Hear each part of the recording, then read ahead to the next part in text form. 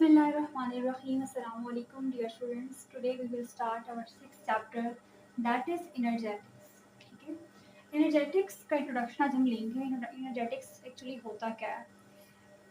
Every process in this universe, whether in living cells, in test tubes, in atmosphere, in water, implies a change of energy.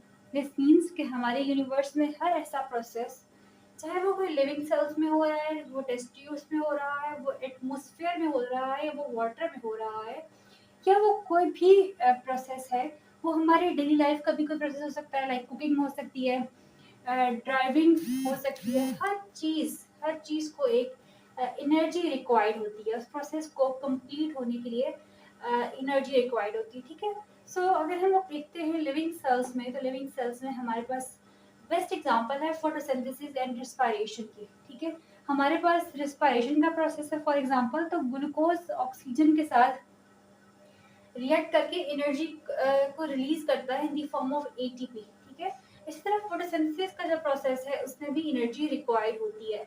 हमारे पास जितने भी process हो रहे होते हैं universe में, हर चीज को एनर्जी रिक्वायर्ड है. फॉर एग्जांपल, टेस्ट ट्यूब्स की बात करते हैं, तो हमारी लेबोरेटरीज में जब हम लोग टेस्ट ट्यूब्स में कोई भी रिएक्शन परफॉर्म करते हैं, फॉर एग्जांपल न्यूट्रलाइजेशन का रिएक्शन परफॉर्म करते हैं, जिसमें एसिड और बेस रिएक्ट करके सॉल्ट एंड वाटर बना रहे होते हैं, वहाँ पे भी हमें जो है वो एनर्जी रिक्वायर्ड होती है.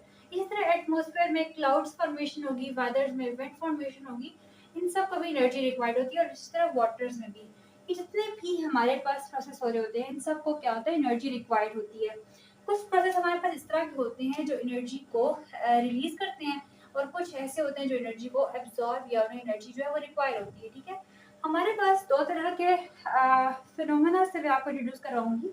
एक होता है बॉन्ड फॉर्मेशन और एक होती है बॉन्ड ब्रेकिंग. ठीक है, bond formation and bond breaking.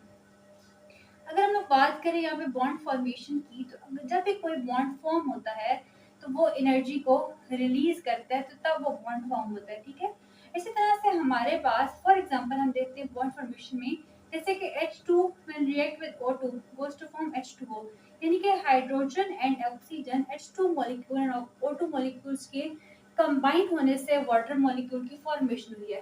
तो हमारे पास वाटर मॉलिक्यूल की फॉर्मेशन में यहाँ पे एक एनर्जी भी रिलीज होती है. ठीक है, साथ एनर्जी भी हमारे पास क्या हो रही होती है, रिलीज हो रही होती है. तो हमारे पास कुछ ऐसे प्रोसेस होते हैं जहाँ पे एनर्जी रिलीज हो रही होती है. दिस मीन्स जहाँ पे बॉन्ड की फॉर्मेशन होगी वहाँ पे क्या होगा, एनर्जी रिलीज हो रही होती है. और कुछ ऐसे प्रोसेस होते हैं जहाँ पे एनर्जी एब्जॉर्ब हो रही होती है या हमें एनर्जी रिक्वायर होती है उन प्रोसेस को कंप्लीट करवाने के लिए. ठीक है, सो वो हमारे पास कौन से होते हैं, बॉन्ड ब्रेकिंग के. जैसे कि फॉर एग्जांपल यही रिएक्शन है कि H2 plus O2 goes to form water. ठीक है, अब अगर आपने वाटर के बॉन्ड को ब्रोक करना है और आपने इसको H2 and O2 मॉलिक्यूल्स में कन्वर्ट करना है, तो इसके लिए आपको जो है वो एनर्जी रिक्वायर होगी. देखिए, कोई भी सिस्टम है, जब आपको कुछ तोड़ना होता है, आप हैमर को यूज करते हैं, उसमें भी आप अपनी एनर्जी लगा रहे होते हैं. ठीक है, तो आपको बॉन्ड की ब्रेकिंग में क्या होता है, एनर्जी एब्जॉर्ब करनी होती है उसने प्रोसेस में, आपको एनर्जी रिक्वायर होती है. ठीक है, but total amount of the energy remain unchange. हमारे पास टोटल अमाउंट होती है एनर्जी की, वो कभी भी चेंज नहीं होगी. ठीक है, दिस मीन्स कि देखें, अब जब हमारे पास क्या हुआ था कि वाटर इस रिएक्शन में H2 और O2 कंबाइन होने से वाटर की फॉर्मेशन हुई थी. ठीक है, यहाँ पे एनर्जी रिलीज हुई थी. जितनी अमाउंट में एनर्जी रिलीज हुई थी, वही जो एनर्जी है, फॉर एग्जांपल यहाँ पे 1 जॉल एनर्जी जो है वो रिलीज होती है. ठीक है, 1 जॉल. अब जब हम लोग वाटर को अगेन इस बॉन्ड को ब्रेक करके H2 और O2 की फॉर्म में इसको कन्वर्ट करेंगे, तो हमें एनर्जी रिक्वायर होगी. तो वो जो 1 जॉल एनर्जी तब रिलीज हुई थी, अब वही एनर्जी कंज्यूम होगी और हमारे पास क्या होगा, यहाँ पे H2 और O2 की फॉर्म में बॉन्ड जो है वो ब्रेक हो जाएगा. तो हमारे पास जो टोटल अमाउंट ऑफ एनर्जी है वो अनचेंज होती है, यानी कभी भी चेंज नहीं होती. ठीक है, टू केसेस है हमारे पास. First is the energy release is greater than energy consume. मैं आपको यहाँ पे कॉन्सेप्ट बताती हूँ सिस्टम एंड सराउंडिंग का. ठीक है, आपकी बाउंड्री के अंदर का जो एरिया होता है वो आपका सिस्टम होता है, और जो बाउंड्री से बाहर होती है वो सराउंडिंग होती है. ठीक है, तो देखिए हमारे पास क्या है कि जब फॉर एग्जांपल आपका जो घर है, ठीक है, वो आपका सिस्टम है, और आपके जो घर की बाउंड्री के बाहर की जो एनवायरनमेंट है वो आपकी सराउंडिंग है सारी. ठीक है, जब हमारे पास कोई भी बॉन्ड की फॉर्मेशन होती है, फर्स्ट मैं बात कर रही हूँ बॉन्ड फॉर्मेशन की. जब भी कोई बॉन्ड फॉर्म होता है, तो हमारे पास क्या होती है, मैंने आपको बताया कि एनर्जी तब जो है वो रिलीज हो रही होती है जब बॉन्ड की फॉर्मेशन हो रही होती है, ठीक है।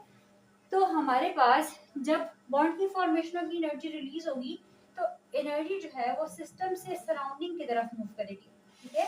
जब ज़्यादा एनर्जी रिलीज होती है तो एनर्जी सिस्टम से सराउंडिंग में मूव कर रही होती है। और इसी तरह से ये कहने का यहाँ पे केसेस ये थे कि जब energy release is greater than energy consume होगा तो हमारी जो एनर्जी होगी that moves from system to surrounding, ठीक है। ये सिस्टम से सराउंडिंग की तरफ मूव करेगी।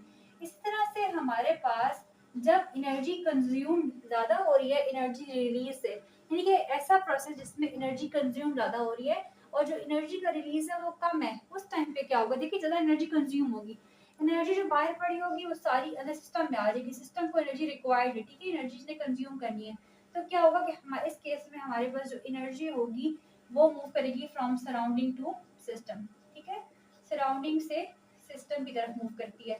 तो ये हमारे पास शॉर्ट्स इंट्रोडक्शन है एनर्जेटिक्स का। एनर्जेटिक्स एक्चुअली ये होता है कि हमारे पास कोई भी प्रोसेस हो रहा है हमारी इन्वायरमेंट में, हमारे यूनिवर्स में, हर प्रोसेस को each and every process requires energy, ठीक है। चाहे वो लिविंग सेल्स में हो रहा है, वो टेस्ट ट्यूब्स में हो रहा है, वो एटमॉस्फेयर में हो रहा है, वाटर भी हो रहा है, वो कुकिंग हो सकती है, वो कुछ भी हो सकता है। आप छोटा छोटा कोई भी काम करते हैं, हर काम को एनर्जी रिक्वायर्ड होती है।